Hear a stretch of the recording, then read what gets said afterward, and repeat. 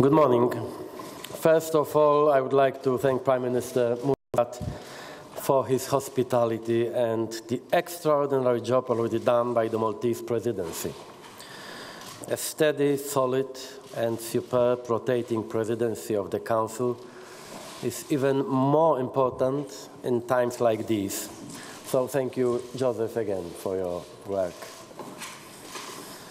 The main point on our agenda was obviously Brexit.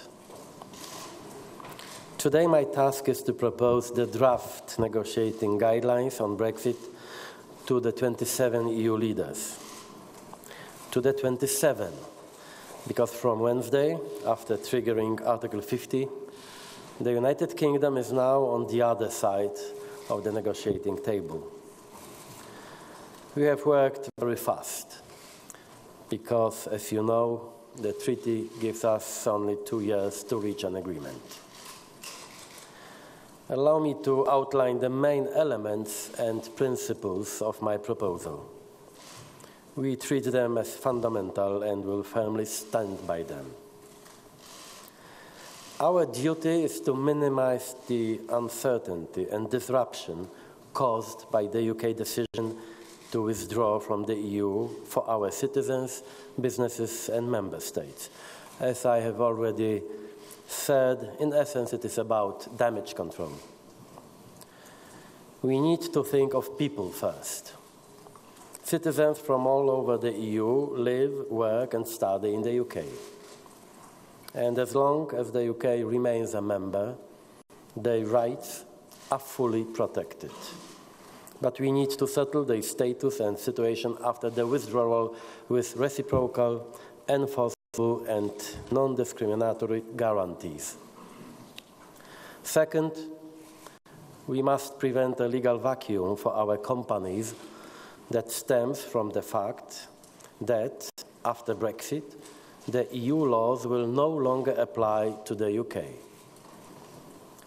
Third, we will also need to make sure that the UK honors all financial commitments and liabilities it has taken as a member state.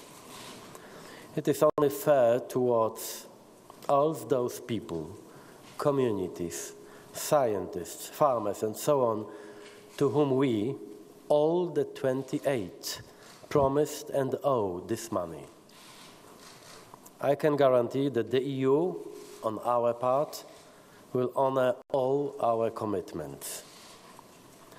Fourth, we will seek flexible and creative solutions aiming at avoiding a hard border between Northern Ireland and Ireland.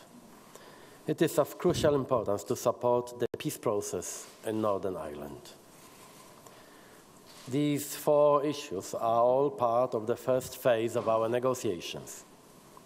Once and only once we have achieved sufficient progress on the withdrawal, can we discuss the framework for our future relationship. Starting parallel talks on all issues at the same time, as suggested by some in the UK, will not happen.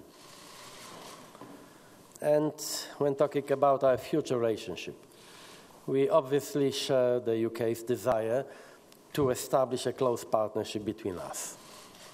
Strong ties reaching beyond the economy and including security cooperation remain in our common interest.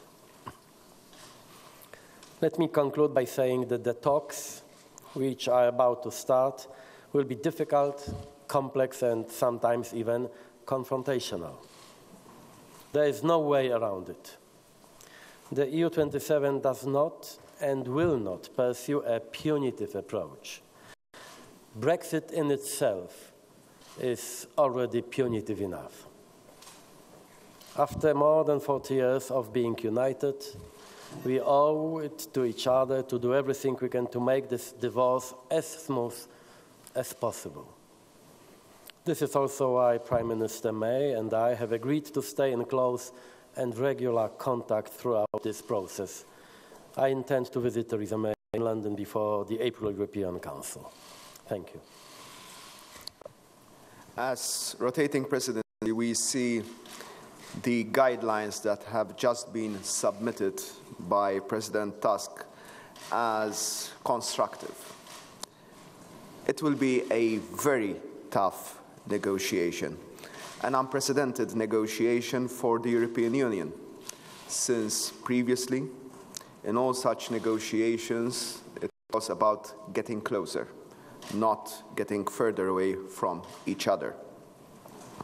It will be a tough negotiation, but it will not be a war. At the end of the day, the two sides will need to remain close to each other as friends, but it is obvious for the 27 that membership of the European Union is the superior option. The priority as set out in the draft guidelines, which will now be discussed and are just now being discussed at Coreper level in Brussels, show very clearly that the first priority is the settling of the issues relating to citizens. We need to make sure that our citizens, European citizens in the United Kingdom and British citizens in the European Union are not used as bargaining chips by any sides. So I do believe that there is a wide-ranging commitment to settle this issue as quickly as possible. As President Tusk was saying, and as already declared in our initial statements, 27 see no room for parallel negotiations. First, there needs to be an agreement on the principles of the United Kingdom's orderly withdrawal from the European Union. But once those principles are agreed, and before actually going on with those negotiations, once there is sufficient progress that will be determined by the European Council alone, negotiations on a new phase, a new relationship would be able to start by Council giving a mandate to the negotiator to do so.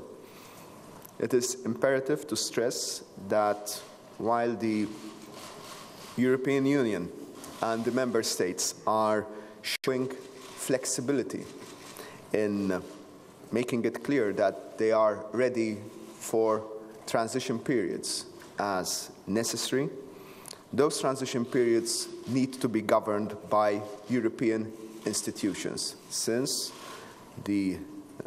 those are the institutions that would be sovereign in taking decisions. Finally, the issue of Northern Ireland is being given serious and special consideration by the 27.